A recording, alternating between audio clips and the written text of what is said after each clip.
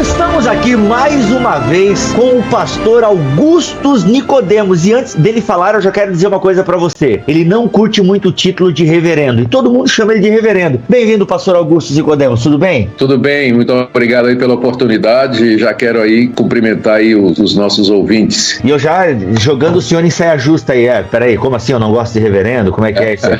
É que a gente tá acostumado, né, pastor? A gente, acho que quase todo mundo chama de reverendo nas redes sociais. Ou chama, não? mas é um título da Igreja Presbiteriana. E às vezes causa um pouquinho de confusão, né? Porque dá a impressão de que é ou um ofício diferente, ou que a pessoa se considera acima dos outros. Então, não é nada disso no jargão presbiteriano, mas porque causa essa confusão toda, eu prefiro pastor mesmo. Mas como todo mundo chama, fazer o quê, né?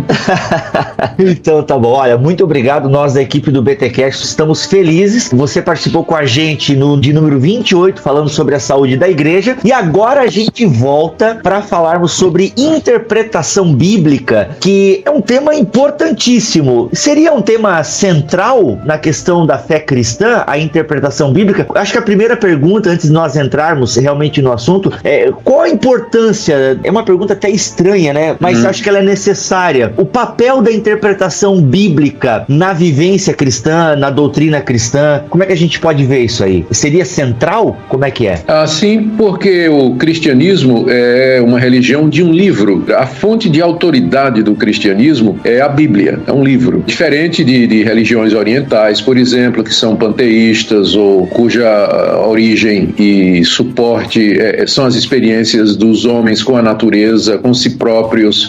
Então, a questão da interpretação nessas religiões não é relevante. Mas para o cristianismo, que é uma religião que se baseia num livro, então, como interpretar esse livro é da mais alta importância. E antes que alguém diga que o cristianismo está baseado em Cristo, eu quero dizer que é verdade, só que Cristo nos chega através das testemunhas que ele escolheu, nomeou, autorizou para registrar os fatos da sua vida e obra. Cristo nos chega através dos relatos inspirados, do testemunho ocular dos 12, de Paulo e dos outros que pertenciam ao círculo apostólico. Então, para entender Cristo, quem ele foi, a sua obra, suas palavras, é preciso ler e entender o que essas testemunhas nos legaram e que são os escritos do Novo Testamento, que por sua vez se apoiam em outro livro, que já existia na época deles, que são as escrituras do Antigo Testamento. Então, não se pode pensar em ser cristão ou no cristianismo sem que se tenha de lidar com essas questões de interpretação. Pastor Nicodemos, e nós sabemos que uma das grandes mudanças que a reforma promoveu foi a mudança do método hermenêutico alegórico para o histórico gramatical. Sem querer entrar tanto nos detalhes, mas hermeneuticamente falando, acho que foi isso, não é? Entretanto, como a gente lida com o fato de que a igreja resistiu por tanto tempo sem o método histórico gramatical? E aí uma subpergunta ainda dentro desse tema, como a gente lida com o fato de que a interpretação dos autores do Novo Testamento, ela, assim, diverge drasticamente da forma como a gente interpreta o Antigo, que não é pelo método histórico gramatical que Paulo interpretou o Antigo Testamento, que Mateus interpretou, ou mesmo João, enfim, os escritores, né? Eu só ressalto aqui que em todos os meus estudos e pregações que eu faço, eu também uso o método histórico gramatical, tá ok? Só para eu tentar também me achar nesse balaio todo aqui.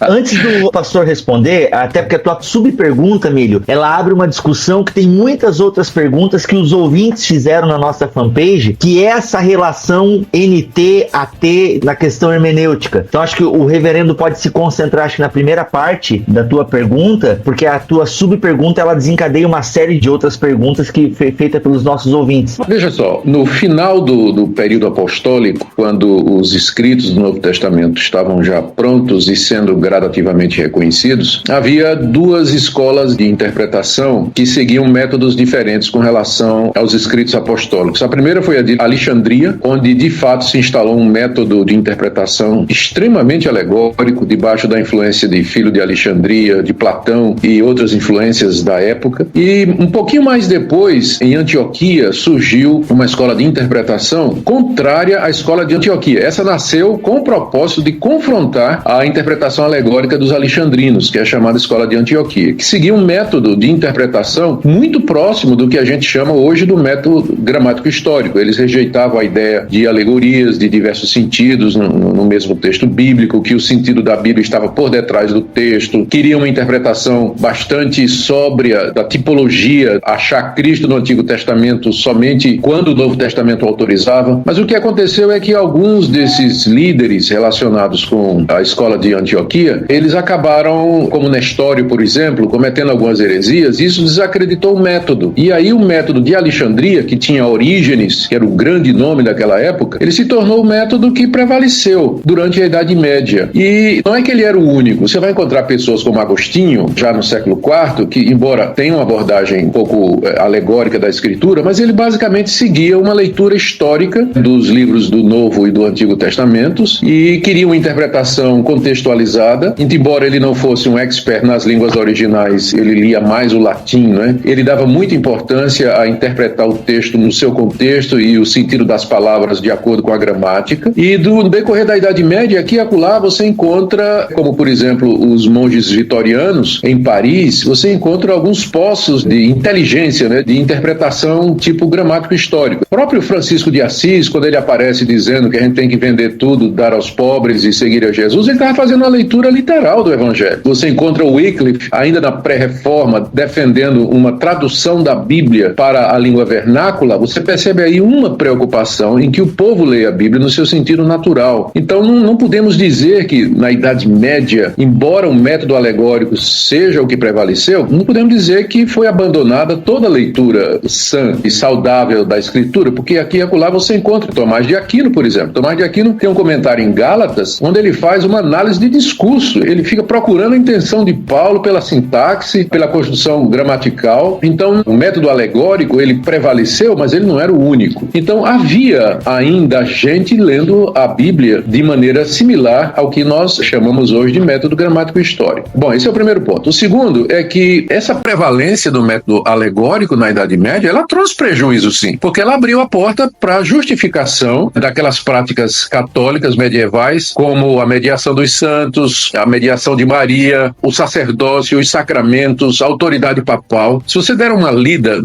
nas argumentações exegéticas feitas pelos monges e teólogos e escolásticos da época, a gente fica de cabelo arrepiado o que eles estão fazendo com a Bíblia, né? Interpretação totalmente alegórica. Então trouxe prejuízo sim para a igreja. A igreja só não sucumbiu porque Deus preservou uma tradição de interpretação que ainda segurava a barra, e aí veio a reforma, né? A reforma veio exatamente por isso, porque a igreja estava desfigurada, né? Irreconhecível. Veja só, uma igreja onde a doutrina da justificação pela graça, pela fé, somente em Jesus Cristo, parece novidade, que era o que parecia na época, né? Então, você vê até que ponto ela já havia descambado, né? Então, o método alegórico trouxe prejuízos, a igreja sobreviveu somente pela providência de Deus e só até um tempo, quando se tornou necessária uma reforma. Se não tivesse havido a reforma, a coisa teria descambado mais ainda. Então, pastor, a gente pode concluir também, entre outros pontos, que a reforma, ela também foi uma reforma hermenêutica, é isso? É isso. A partir do momento que os reformadores, começando com Lutero, a partir do momento que ele descobriu a doutrina da justificação pela fé, pela graça, mediante a fé em Cristo Jesus, sem as obras da lei, ele percebeu a importância de basear ou de embasar todas as consequências desse entendimento na própria Escritura. E é quando ele descobre que todo o treinamento dele como monge, que tinha sido numa interpretação alegórica, de nada valia. Num dos capítulos do livro dele, Conversas à Mesa, ele diz que ele foi treinado como monge a fazer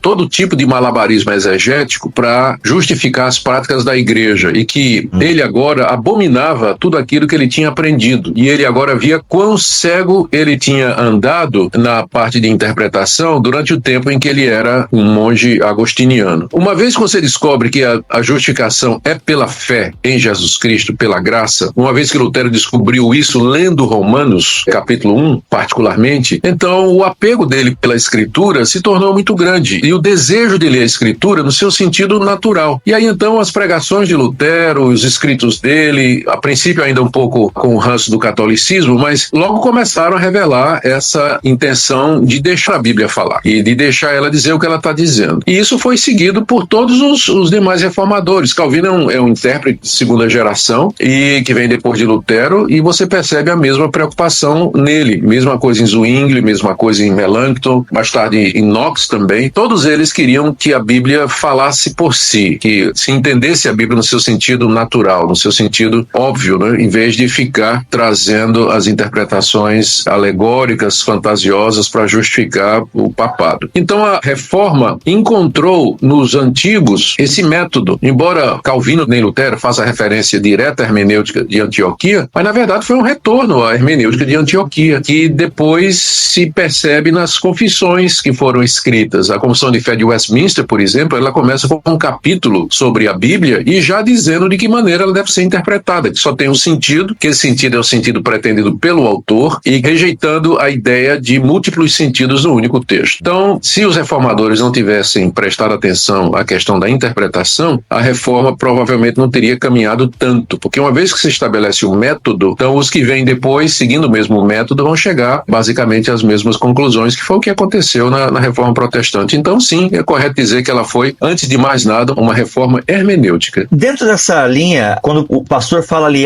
porque eles faziam malabarismos exegéticos para justificar os seus dogmas e tudo mais. Sabemos que isso acontece plenamente hoje em dia, né? A gente vê, com o YouTube, você vê as aberrações que as pessoas têm feito e, às vezes, justificando o contexto bíblico. A pergunta que eu tenho que fazer em relação ao método alegórico, ele é válido, posso usar? Porque, por exemplo, assim, até seria uma pergunta que o Mac poderia fazer melhor do que eu, mas eu sei que em Apocalipse se usa o método alegórico. Até os amilenistas, Mac, sim ou não? Acho que usam também, né? Depende em que base, né? Às vezes o pessoal acaba taxando a milenista de usar só o método alegórico e, na verdade, não é isso. O que os amilenistas fazem é considerar o simbolismo do livro, que a gente sabe que é quase que impossível você adotar uma hermenêutica estritamente literal. Mas isso você faz com bases, né? Tá, o método alegórico, ele ainda pode ser utilizado, mas o que baseia esse uso? O que norteia, melhor, essa é a palavra. Isso. O que norteia o uso desse Acho que é a própria gramática, não é, Bibo? Porque pela gramática, você descobre de que tipo é o texto. Falou, bom, a gramática me diz que isso é uma poesia, a gramática me diz que isso é uma narrativa, a gramática me diz que isso é o quê? Aí, se não é uma narrativa, a gente cai numa literatura apocalíptica, por causa da gramática que conseguimos descobrir, a gente, bom, como é uma narrativa apocalíptica, não sejamos literais. Então, no fundo, acho que o próprio método histórico-gramatical favorece essa leitura, em última análise, alegórica, simbólica do Apocalipse. Não sei se falou alguma bobagem, mas... Não, é a única resposta que se pode dar. O método gramático histórico diz que o texto tem que ser lido nos termos dele. Se é uma parábola, tem que ser interpretado como uma parábola. O método gramático histórico, ele é sensível aos gêneros literários que tem na Bíblia. E na Bíblia você tem poesia, você tem parábola, você tem alegoria, como, por exemplo, a alegoria de Sara e de Agar, feita por Paulo. Rapaz, então, o método gramático histórico, ele vai analisar o texto dentro do seu gênero. O problema com a alegoria de Alexandria, por exemplo, é que tratava alegoricamente narrativa, prosa, discurso, epístola, todos os textos que eram para ser lidos literalmente. O método alexandrino ia procurar uma intenção ou um sentido por detrás. Então, o texto vai dizer de que maneira ele quer ser lido. Quando Jesus diz, por exemplo, eu sou a porta, é evidente que o texto não pode ser interpretado literalisticamente, né? O método gramático histórico vai ler eu sou a porta figuradamente. Então, o problema com a alegoria é quando ela trata textos não alegóricos como se fossem e dá uma interpretação que não é a interpretação pretendida pelo autor do texto, que às vezes pode usar uma alegoria para revelar esse sentido. Para os ouvintes entenderem, por exemplo, o camarada vai pregar sobre a luta entre Davi e Golias. Meus irmãos, porque Davi pegou 5 pedras no riacho e cada uma das pedras representava uma letra do nome de Jesus. E ele jogou o J.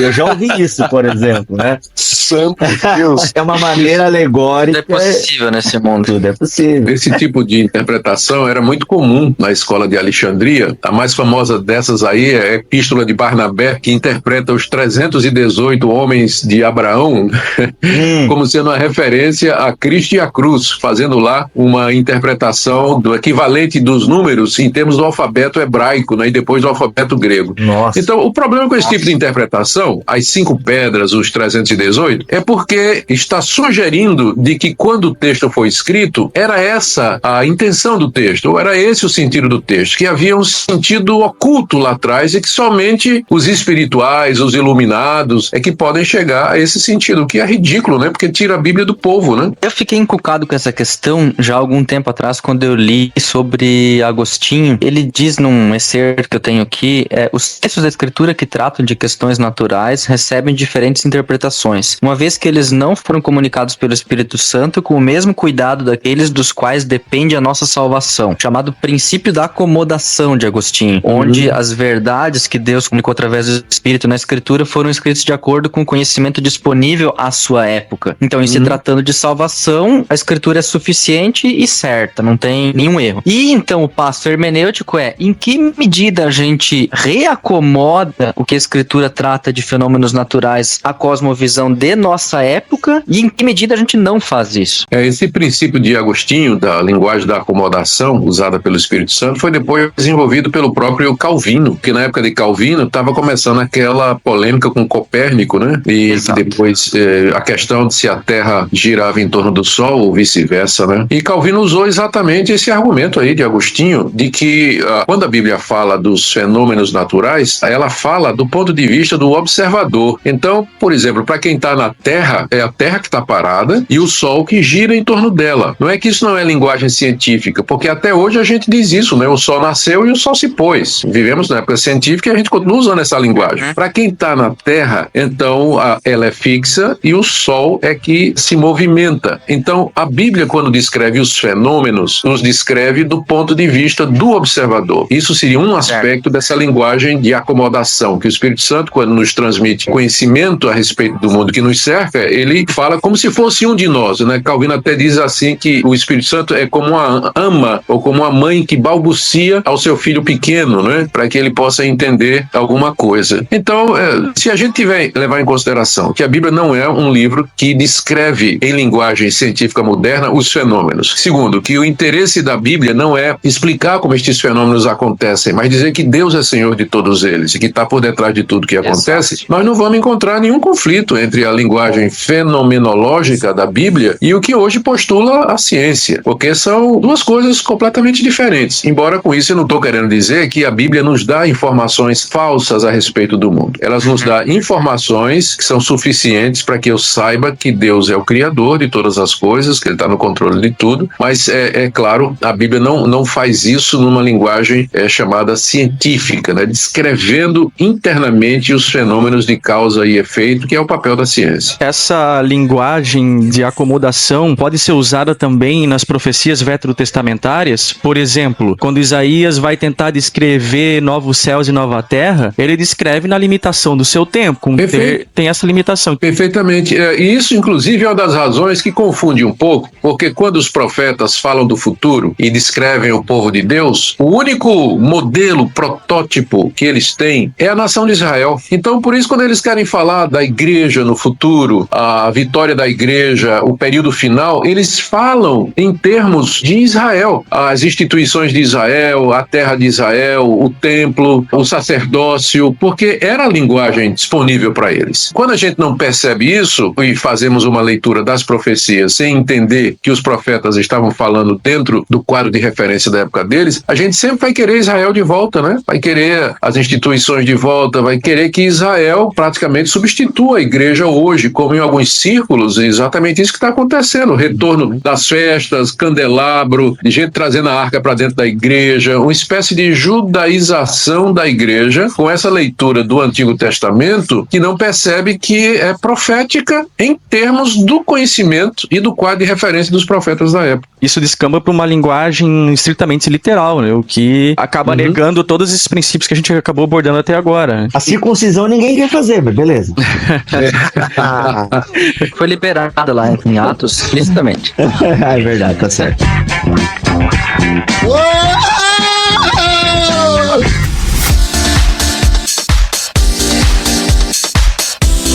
Mas olha só, tem uma dificuldade frequente, principalmente para quem é novo na fé, dentro disso que eu falei agora há pouco, que é lidar justamente com essa relação de algumas questões entre os dois testamentos, né? Que às vezes acaba parecendo verdadeiros antinômios. Por exemplo, a relação entre o Deus do Antigo Testamento e o Deus do Novo Testamento. Então, como a hermenêutica ela pode ajudar nessas questões de continuidade e descontinuidade entre o Antigo e o Novo Testamento, reverendo? Melhor, Augusto. Melhor, pastor. Opa. Nico não, hein? Nico não. Não. Olha, eu acho que a melhor resposta é a que foi dada pelo pessoal de Antioquia, lá no século III, IV. Eles disseram que o que passa do Antigo Testamento para o Novo é aquilo que o Novo reconhece, explicitamente, expressamente ou por inferência. Então, o que não é sancionado pelo Novo não passa. Por exemplo, todas as leis referentes a sacrifício de animais, as leis referentes à ordem de sacerdotes, a construção do templo, a disposição da mobília do templo, as abluções, as leis cerimoniais referentes à comida, o calendário judaico, a circuncisão, tudo isso o Novo Testamento com muita clareza diz que eram tipos, eram símbolos, eram figuras. Você lê isso em Gálatas, você lê isso em Colossenses, você lê isso em Romanos, você lê isso em Hebreus. O Novo Testamento está cheio disso aí. Então, aquilo que o Novo Testamento diz que passou, passou. Aquilo que ele não sanciona, quer de maneira direta ou que não possa ser inferido de maneira lógica, então isso não passa, isso fica para lá. Então, apesar desses dois pontos que eu estou colocando, né, o que não é autorizado não passa e o que não pode ser inferido não passa, ainda assim fica uma área um pouco meio cinza, que é onde vem os debates. Por exemplo, a questão do dízimo, a questão do sábado, a questão do que fazer com os filhos dos crentes, batiza ou não. Então, é exatamente porque não fecha completamente que sobra uma área meio cinza, onde ocorrem as divergências. Mas essas divergências são em áreas bem menores, né, e que não afetam o âmago da mensagem central que une o Antigo e o Novo Testamento, que é exatamente essa questão do dízimo, a questão da aplicação da aliança aos filhos dos crentes e a questão de como você deve guardar o dia do Senhor, né, que seria o domingo. Mas a regra geral é essa, o que não é sancionado pelo Novo, de forma direta ou indireta, isso aí não passa. Ainda um pouco nessa nuvem Antigo Testamento para o Novo, como a gente então lida com o fato de que a interpretação dos autores do Novo Testamento seja tão diferente do nosso modo, muitas vezes, de interpretar o Antigo Testamento, né? Então nós interpretamos de uma maneira usando o método histórico-gramatical, só que assim, a leitura que eu faço do Antigo Testamento, eu percebo que Paulo, que Mateus, que os apóstolos em geral, os escritores, não usaram um método histórico-gramatical para o Antigo Testamento. Como a gente lida com isso, então? Eu faria algumas observações aqui. A primeira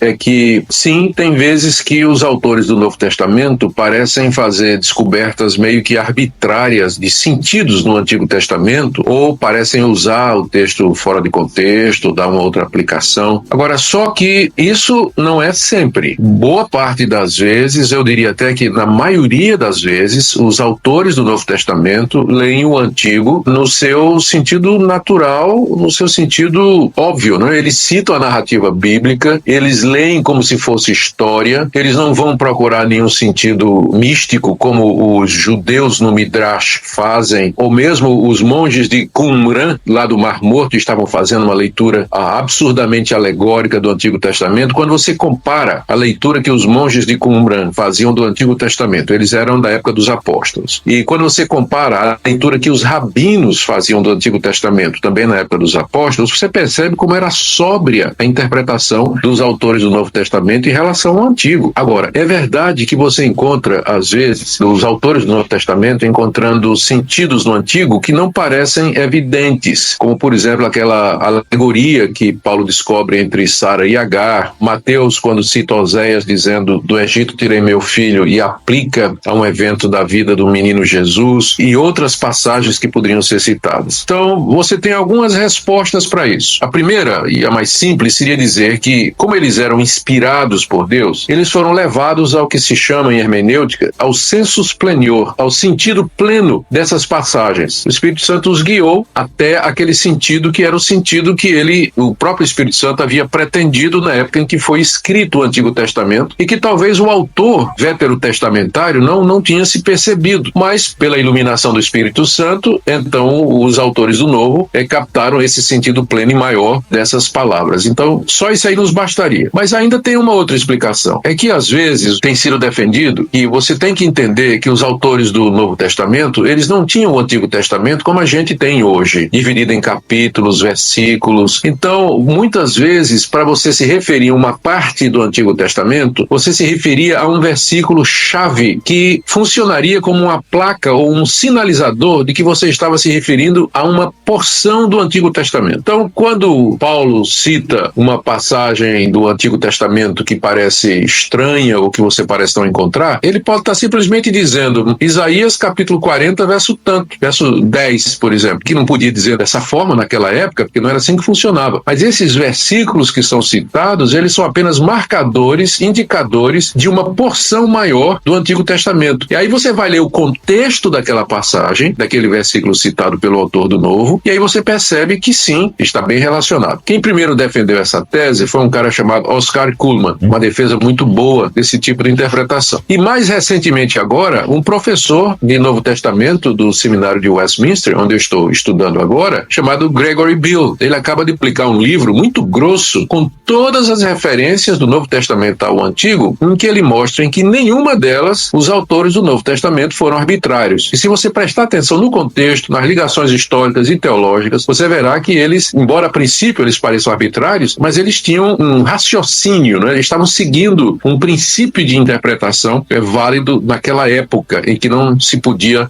demarcar o texto do Antigo Testamento com tanta facilidade que tem hoje. Então, é claro, tem muita gente que, no intuito de desacreditar a Bíblia, vai dizer que essas leituras são arbitrárias e tudo, né? Mas se você tiver um pouco de paciência, for estudar o contexto, prestar atenção, você vai ver que se tiver arbitrariedade, eu não estou dizendo que não haja arbitrariedade aparente, mas eu quero dizer que elas são mínimas, são muito poucas no geral. Os autores do Novo Testamento leem o Antigo em contexto, eles não estão fazendo exegese, tem que lembrar disso, né? Geralmente eles usam o Antigo Testamento como texto prova, eles trazem passagens do Antigo Testamento para provar o que eles estão dizendo, mas ao fazer isso, eles tratam o Antigo Testamento como um livro histórico, no seu sentido natural, contextual, com exceções. Então, essa é a resposta que eu dou. Esse assunto, relação do NT com AT, ele é bem complexo. Até a gente, como o Milho falou, nós discutimos brevemente isso num outro programa, no Audio Post. Mas a grosso modo, pastor, você já respondeu essa pergunta, mas eu acho legal tornar bem didática a resposta. Como nós, igreja, podemos utilizar o Antigo Testamento? E ainda complemento, eu posso fazer uma doutrina utilizada pela igreja, fundamentada só no Antigo Testamento? Começando por essa última pergunta, não tem como fundamentar uma doutrina com base só no Antigo Testamento, porque o Antigo Testamento é só uma parte da Escritura. Uma doutrina, ela tem que ser comprovada na Escritura toda. Quando eu digo toda, é no Antigo e no Novo Testamento. Isso era um princípio, inclusive, da Reforma, né? A Reforma não só dizia só a Escritura, mas tota a Escritura, a Escritura toda. Então, como é que a igreja deve ler o Antigo Testamento? Aqui eu me recordo das palavras de Paulo, creio que foi em 1 Coríntios, capítulo 10, dizendo que tudo o que antes foi escrito, para o nosso ensino foi escrito, para que mediante as Escrituras nós tenhamos esperança. E várias vezes no Novo Testamento, não somente Paulo, mas os demais autores, falam do Antigo Testamento como sendo um livro para os cristãos, um livro sobre os cristãos e para os cristãos. Aliás, essa foi uma das críticas que os judeus fizeram aos pais da igreja, de que os cristãos estavam se apropriando da Bíblia deles.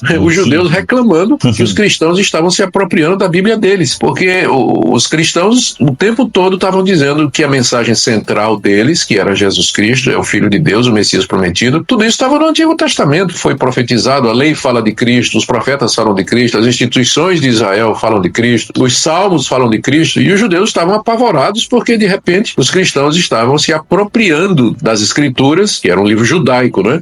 Então, os cristãos, desde o início, eles sempre leram o Antigo Testamento se colocando como a continuidade. O Antigo Testamento não está em oposição ao Novo, mas, na verdade, é a base de onde o Novo se levanta e se constrói.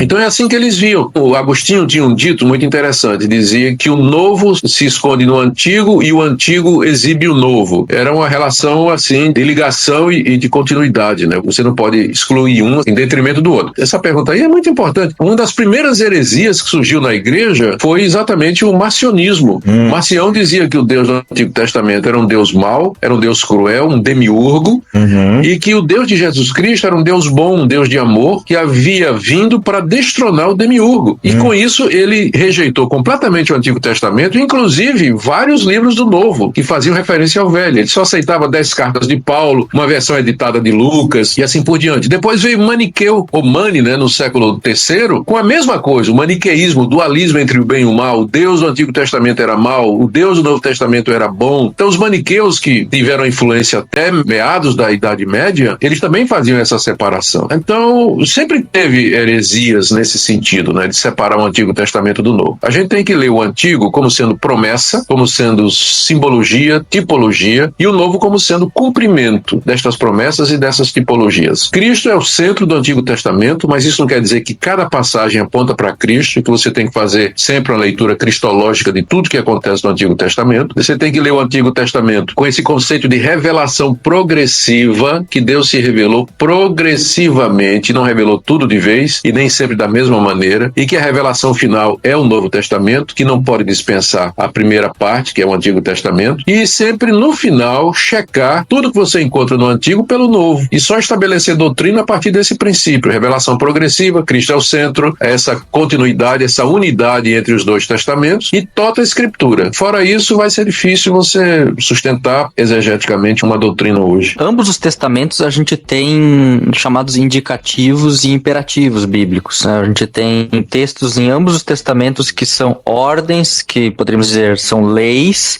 e temos textos que indicam o que Deus está fazendo, ou seja, uma aliança com Abraão, ou a nova aliança com Cristo, são textos indicativos. De que forma isso pode nos ajudar? Essa distinção entre lei e evangelho, ou entre indicativos e imperativos na Bíblia, nos auxilia na compreensão do texto hoje. A gente tem que lembrar que todos os imperativos, eles são baseados nos indicativos. Deixa eu dar um exemplo. Vamos pegar a própria lei. Como é que a lei começa? Lá em Êxodo 20. Eu sou o Senhor teu Deus e te tirei da terra do Egito, da casa da servidão. Isso é um indicativo. Aí vem, não terás outros deuses diante de mim. O imperativo. Então você vê que os próprios 10 mandamentos, a essência da lei, ela repousava na declaração que Deus fez de quem ele era e na libertação. Eu libertei vocês do Egito, eu tirei vocês da casa da servidão. Portanto, vocês vão fazer isso, e não vão fazer isso.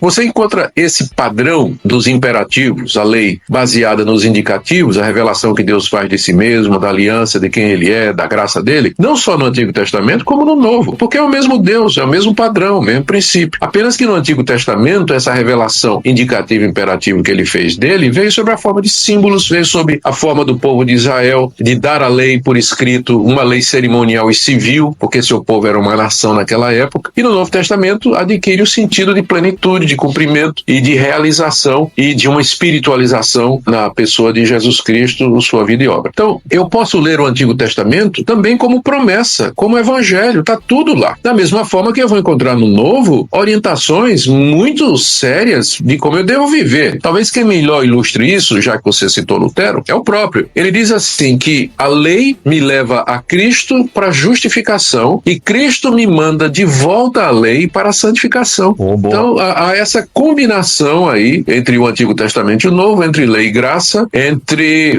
evangelho e legislação mosaica, se você entendê-los dentro do momento histórico em que foram dados, né? Um é a continuação do outro, um não pode existir sem o outro, por isso a gente tem que ter a Bíblia toda, não pode separar o Deus do Antigo Testamento do Novo, isso é absurdo, e nem pode relegar o Antigo Testamento ao esquecimento como se fosse uma coisa ultrapassada, porque não é. Sem o Antigo a gente não entende o Novo. Mas confesso, obviamente eu concordo com o que o pastor falou, mas assim, quem lê a Bíblia pela primeira vez nota uma diferença entre o Deus do AT, melhor, da maneira que Deus se revela no AT e da maneira que Deus se revela no NT. Obviamente que isso é um pouco complicado para o iniciante, digamos assim, e como a gente percebe, para muitas pessoas inteligentes, como o próprio Dawkins, né? Sei que eu posso chamar ele de inteligente, mas é uma das acusações que ele faz. O Dawkins pode entender de biologia, de teologia ele não entende nada.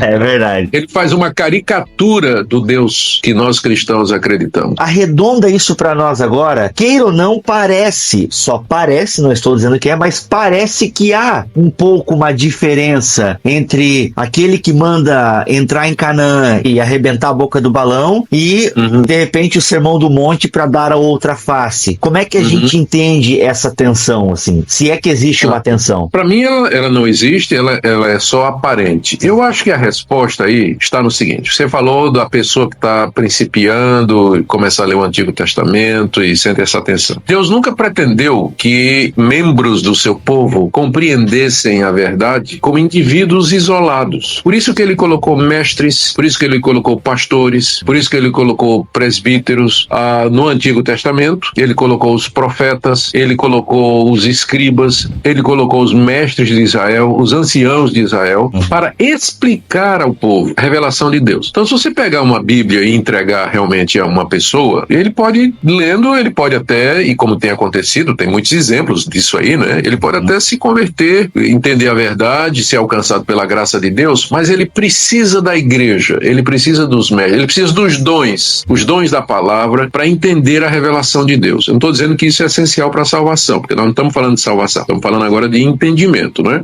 Então, para um entendimento do cristianismo, da verdade de Deus, Deus nos deu mestres. Efésios 4, 11 e 12. Deus colocou na igreja apóstolos, profetas, evangelistas, pastores e mestres para edificação do corpo de Cristo, para o seu crescimento, para que não sejamos mais meninos andando de um lado para o outro, para que cresçamos na verdade que é Cristo. Então, o que é que a gente tem que fazer? A gente tem que ensinar a Bíblia ao povo, tem que ensinar o povo a ler a Bíblia do começo ao fim, tem que mostrar a relação do Antigo Testamento para o Novo e mostrar que aquela aparente tensão é porque se dá com a chegada de Cristo. Tudo isso no Antigo Testamento tinha como objetivo preparar a chegada do Filho de Deus, Jesus Cristo. Uma vez que ele chegou, não é que Deus mudou, mas realizou-se uma etapa do seu plano, ele agora está passando para a segunda etapa desse plano. Tem que mostrar tudo isso, como é que essas coisas se relacionam, a razão pela qual Deus mandou destruir os povos de Canaã, um povo que era o juízo dele sobre aquele povo que por mais de 500 anos sacrificava crianças, era um povo violento, mau, idólatra, perverso, imoral. Na verdade, a entrada de Israel na terra era mais o juízo de Deus, né, sobre aquele povo, né, não só para preservar a verdadeira religião, mas para exercer juízo sobre essas nações que se revoltaram contra Deus, rejeitaram a sua revelação, perverteram a verdade dele, perverteram os seus costumes. E eu acredito que até hoje Deus continua a fazer isso. A gente aqui não sabe porque não tem revelação, né? Mas eu entendo que Deus permanece o mesmo e que ele ainda executa juízo e justiça na terra, sobre nações, sobre povos e sobre indivíduos. A gente sabe do Antigo Testamento porque ele revelou, mas a gente hoje não sabe o que ele está fazendo, o que a providência está fazendo hoje, porque não tem revelação de Deus a respeito disso para a gente fazer uma relação de causa e efeito. Mas é o mesmo Deus, ele tem as mesmas razões e ele continua o mesmo. Sua maneira de agir foi alterada, não é? Mudou com a chegada de Cristo Jesus, com a mudança da aliança da antiga para a nova, instituição da igreja, a finalização dos escritos, que é o Novo Testamento. Então, hoje a gente vive aquilo que o Novo Testamento chama os fins dos tempos, não é? Que é a etapa final que antecede a vinda do Senhor Jesus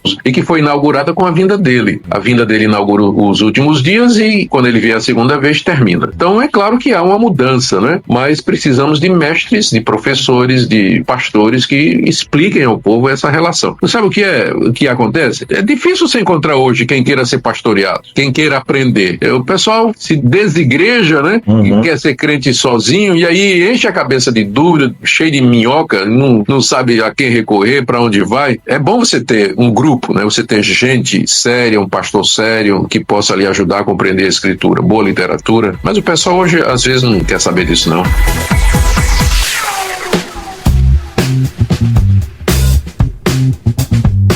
Pegando esse exemplo que vocês deram de Canaã, Sermão do Monte e tudo mais, eu costumo fazer a seguinte leitura, que realmente Deus não mudou, eu vejo graça em toda a Bíblia, e a gente até já conversou sobre isso também em outra ocasião, né? E de fato também lei em toda a Bíblia. Essa questão dos povos cananeus que o pastor citou, mais de 500 anos praticando coisas que iam contra a lei de Deus e tudo mais, eu também vejo a graça de Deus em ter dado tempo para esse povo se arrepender, que é o mesmo princípio colocado do Novo Testamento também. Eu não me recordo agora a passagem, mas diz também que Deus está dando um tempo para que todos também se arrependam e cheguem ao conhecimento. Então, de certa forma, não mudou. Sensacional sua palavra. Sabe o que é que me lembrei agora? O Jonas. O que é a história de Jonas se não a história da graça? Nínive, uma cidade pagã, capital de um império, idólatra, imoral, imoral, perverso. Os ninivitas eram guerreiros perversos. O que é que Deus faz? Deus manda um profeta, ainda que relutante, anunciar arrependimento. E quando o povo de Nínive ouve e se arrepende, Deus, por assim dizer, desiste da sua intenção de destruir a nação, porque ele ia destruir. E você vê ali graça, você vê misericórdia. Lá em Romanos capítulo 1, o apóstolo Paulo diz que estes povos, eles não têm desculpa, porque Deus se revelou na natureza. O que de Deus pode ser conhecido está revelado desde a criação do mundo, nas coisas que foram feitas,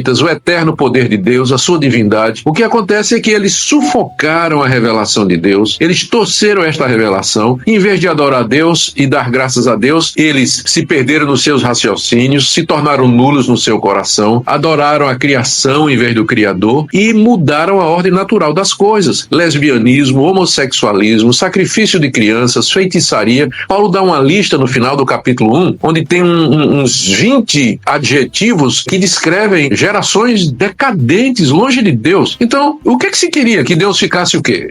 Impassível, não é? Deus é justo, ele é santo, ele é verdadeiro, e a ira dele é a reação natural da sua santidade contra a desobediência obstinada da sua criatura. Então, a gente fica até maravilhado que ele não faz isso mais vezes, mas eventualmente Deus levanta povos para castigar outros, ele usa desastres naturais para realizar os seus propósitos de punir o erro. Não estou dizendo que todo desastre natural tem por detrás disso aí, como eu disse, a gente não tem como fazer uma relação de causa e efeito, porque não tem revelação hoje sobre isso, mas ele é o mesmo Deus. A sua palavra foi muito boa. Você encontra graça no Antigo Testamento, sim, você encontra oferta de perdão, paciência de Deus, mas essa paciência tem hora que se esgota, não é?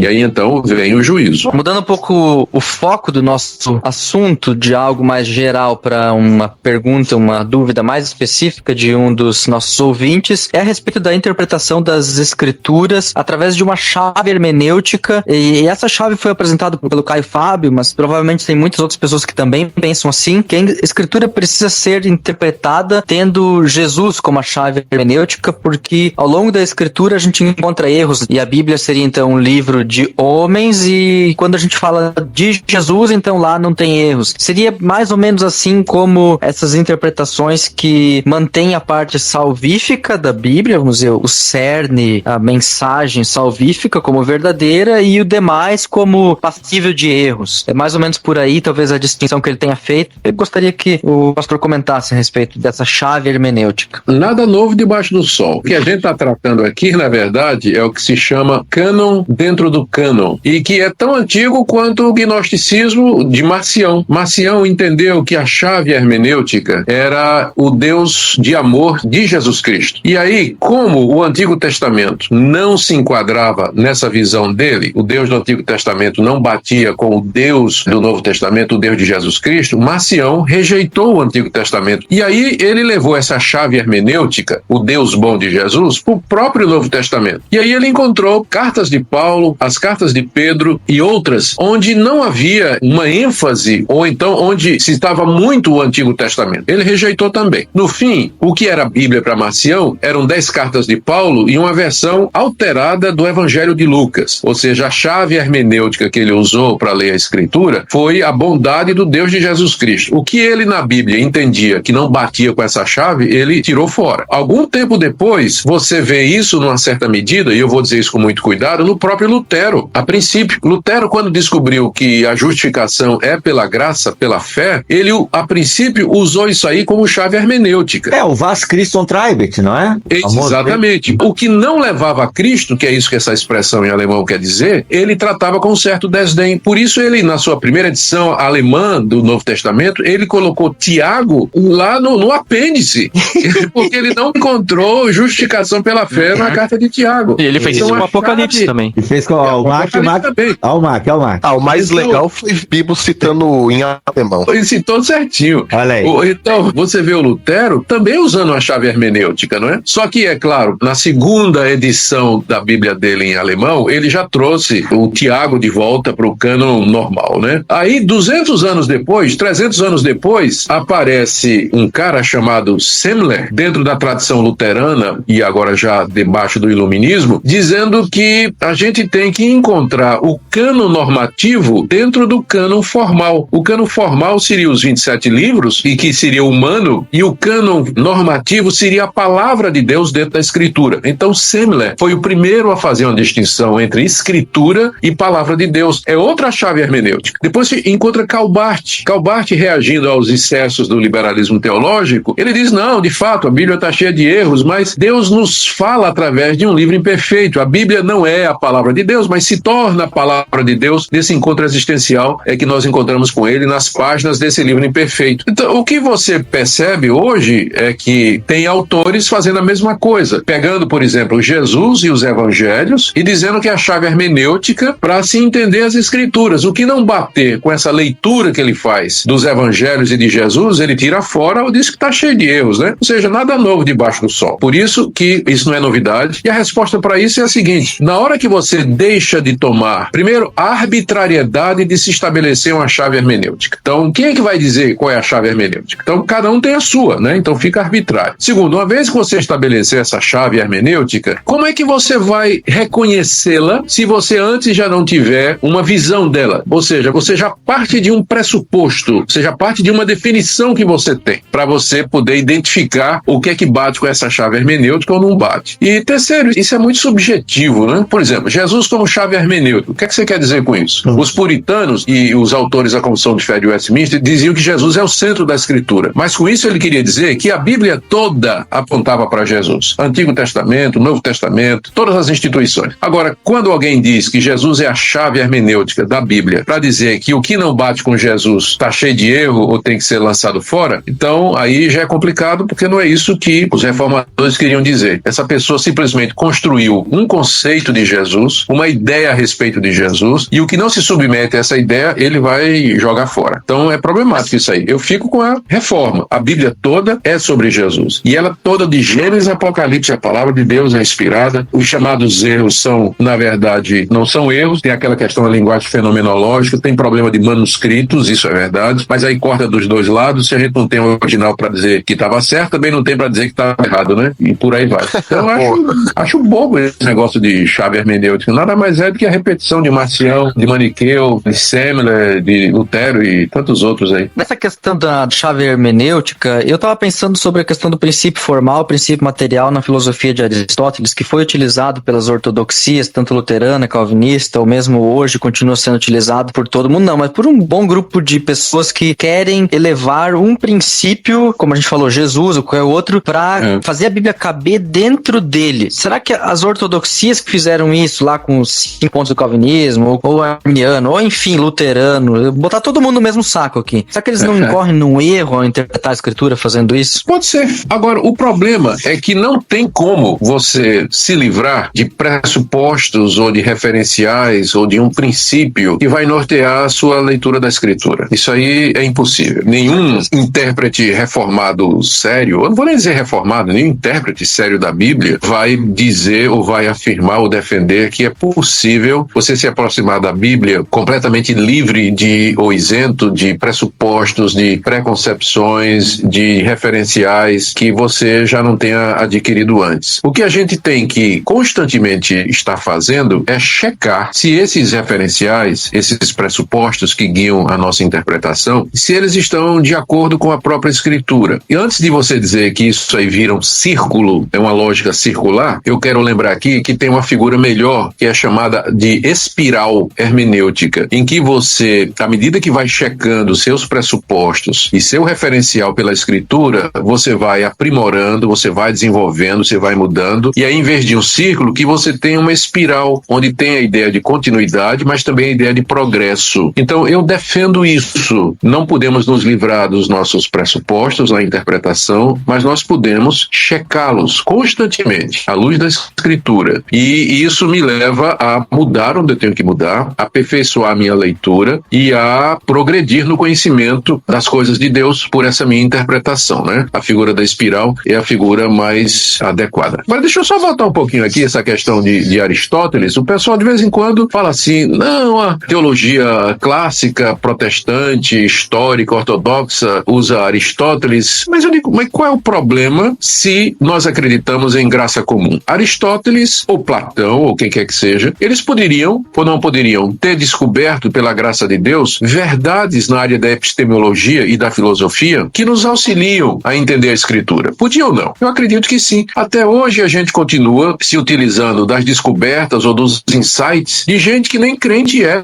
para entender melhor gramática, arqueologia, história, princípios de interpretação. A revolução hermenêutica que vem acontecendo há algumas décadas, ela começou com Ferdinand de Saussure, no estruturalismo, começou com Gadamer, com o desconstrucionismo, que tem um monte de coisa errada, mas tem também uns insights sobre a natureza humana e a maneira como a gente entende a coisa, que os teólogos hoje, os exegetas hoje, eles estão utilizando e com muito proveito para nossa compreensão da Bíblia. Então qual é o problema da gente aprender com Aristóteles ou com Platão ou qualquer outro? Às vezes o pessoal fala assim, porque Aristóteles, e daí? Se não for Aristóteles, vai ser outro. A questão sempre é a gente checar se o que eles estão dizendo é compatível com a revelação que nós temos na busca da transcendência, né, das nossas próprias limitações, essa figura que eu chamo de espiral hermenêutica. Muito bem pontuado, porque a gente não tem como se separar de quem nós somos, ou seja, não tem como me separar da história da minha vida, da minha biografia e dos meus pressupostos. E a Bíblia me muda, e ao me mudar também muda a minha forma de interpretar, né? Então essa espiral, eu acredito que ela nos ajuda muito a entender a maneira como a Bíblia me lê. Lutero usava essa expressão, a Bíblia me lê, e depois eu leio a Bíblia num segundo momento. Só para não ser injusto, a figura da espiral hermenêutica é do Kevin Van Hooser, um dos grandes intérpretes da Bíblia hoje. Tem um livro de hermenêutica, meio grossinho até, a espiral hermenêutica, não é?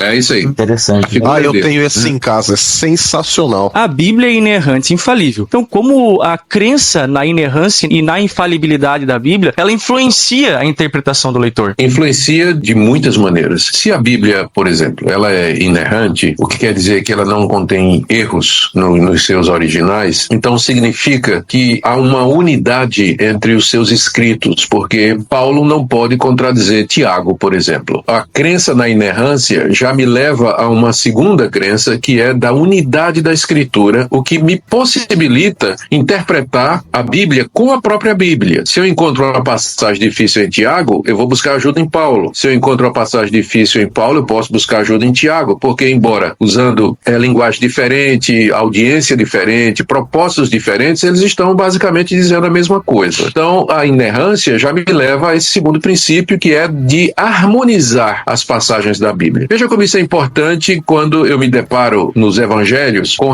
relatos que parecem contraditórios. Um evangelho, quando narra um episódio, diz que, eu gosto desse exemplo, Jesus curou um cego na entrada de Jericó, outro evangelho diz que ele curou um cego na saída de Jericó, e outro evangelho diz que ele curou 2 cegos na entrada de Jericó. Então, e aí? É muito cego e é muita cidade, né? Como é que a gente faz com isso aí? Então, se você não crê na inerrância bíblica, você pode chegar à conclusão de que um dos relatos está errado, ou 2 relatos estão errados, ou os 3. Mas se você crê que a Bíblia é inerrante, a sua tendência vai ser harmonizar os 3. Você vai ter que encontrar uma solução para explicar como é que os 3 evangelhos, sem se contradizer, relatam o mesmo evento com detalhes diferentes. Então, esse impacto na interpretação resultante da doutrina da inerrância é apenas um entre outros. Quando a gente fala de inerrância da Bíblia, a gente tem que fazer algumas explicações, né? O fato de que a Bíblia é inerrante não quer dizer que ela é exaustiva. A Bíblia, ela é verdadeira em tudo que ela me diz, só que ela não me diz tudo. Ela não me diz tudo. Tem muita coisa que a Bíblia não fala. E às vezes, quando ela fala, a intenção dela não é me dar conhecimento exaustivo, mas o conhecimento suficiente para me relacionar com Deus e com a humanidade. É o caso da composição do ser humano. Eu acho que essa polêmica dicotomia, eu mesmo sou dicotômico, mas essa polêmica dicotomia e tricotomia, ela nunca vai ter fim, e a gente sempre deve tomar uma posição cautelosa, porque não há elementos suficientes na Bíblia para nós decidirmos com convicção a respeito de um ou de outro. Eu entendo que a posição dicotômica seria a posição menos complicada, mas eu não digo assim, eu tenho certeza absoluta, porque não tenho informações suficientes na Bíblia a respeito disso. Porque embora ela seja verdadeira em tudo que ela afirma, ela não afirma tudo, ela não diz tudo. Tem mais a respeito da realidade do homem e do próprio Deus do que nós encontramos na Escritura, não é? Então a Bíblia nos dá uma revelação suficiente para que eu conheça Deus, eu seja salvo, me relacione com Ele, entenda meu mundo, me entenda e entenda as pessoas ao meu redor. Mas não quer dizer que ela é exaustiva. Há coisas sobre as quais ela silencia e há coisas sobre as quais ela me dá um conhecimento básico e mínimo. Por exemplo, sobre os demônios. A gente não sabe muita coisa sobre os demônios. A gente sabe o suficiente para dizer que não queremos nada com eles, né? Fugir deles e resistir a eles.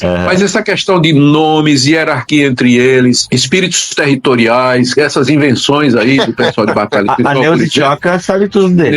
A Bíblia não fala disso. A Bíblia não fala, ela não explica a respeito disso. Então, a gente precisa tomar cuidado com relação a essas questões sobre as quais ela não nos dá esse conhecimento exaustivo. Já, por exemplo, a questão da salvação pela fé sem as obras da lei, aí é fichinha, né? Claro, a Bíblia do começo ao fim fala disso com muita clareza, não dá para ter dúvida disso aí. Mas é que tem coisas sobre as quais realmente ela não fala ou fala um mínimo, como é o caso dessa questão da dicotomia ou tricotomia. Reverendo, a gente já está para encerrar aqui o nosso bate-papo. Alguns ouvintes não terão as suas dúvidas respondidas por enquanto, mas a gente também não quer se estender muito e a gente sabe da sua agenda. Isso que tu está falando agora, pastor, dá pra gente entrar nessa discussão de maneira breve, no sentido de que, ok, só existe um significado para cada texto. Quando eu digo que só existe um significado para cada texto, é o mesmo que dizer que só existe uma aplicação para aquele texto? Como é que a gente entende, ou não tem cabimento puxar essa discussão agora? Tem cabimento, sim. A gente tem que fazer uma diferença entre sentido e significado, ou sentido e aplicação. Geralmente, a palavra sentido em hermenêutica se refere àquilo que o autor do texto pretendeu dizer. Qual era a intenção dele com aquilo? O que é que ele queria dizer? Então, isso é o sentido do texto que nós temos que buscar usando o método gramático histórico, não é? Ou qualquer outro método. Sempre o alvo da hermenêutica é entender o sentido de um texto, que na hermenêutica gramático histórica é único. O autor, quando escreveu, ele tinha um objetivo em mente. E se ele tinha dois objetivos em mente, também isso faz parte do sentido original, que tem que ser descoberto. Por exemplo, João gosta muito de usar o genitivo, por exemplo, o amor de Deus nas cartas dele, e deixar indefinido, porque a gente não sabe quando ele fala, esse é o amor de Deus. A gente não sabe se ele está dizendo o amor que Deus tem por nós, ou o amor que nós temos a Deus. Gramaticalmente pode ser as duas coisas. Então, essa indefinição, ela é um recurso literário, porque ela torna a expressão abrangente. Ela pode significar as duas coisas, enriquece. Mas isso faz parte da intenção dele. Então, nosso alvo, como intérpretes, é descobrir exatamente qual era a intenção, que geralmente é una. Só que uma vez que você descobriu, você então aplica aquela verdade à sua existência. E tem diversas aplicações, que vão variar de acordo com o momento que você está vivendo, a situação que você está passando, ou o tipo de pergunta que você tem. Só que essas aplicações, elas não podem ser desconectadas do sentido. Vou dar um exemplo que eu sempre gosto. Salmo 23. Qual a intenção de Davi? A intenção de Davi naquele salmo, por uma leitura gramática histórica, é dizer que Deus cuida de mim como um pastor cuida de suas ovelhas. Pronto. Era essa a intenção de Davi no Salmo 23. Agora, isso pode ser aplicado para mim e me trazer conforto quando eu estiver doente, quando eu estiver desempregado, quando eu estiver sendo perseguido, quando eu estiver solto no mundo, me sentindo solitário. As aplicações são inúmeras desse mesmo princípio, que Deus cuida de mim, que é o princípio central, único e pretendido por Davi. Então, essa sua distinção está corretíssima. O texto tem um sentido só, que a gente deve buscar, mas a aplicação dele varia.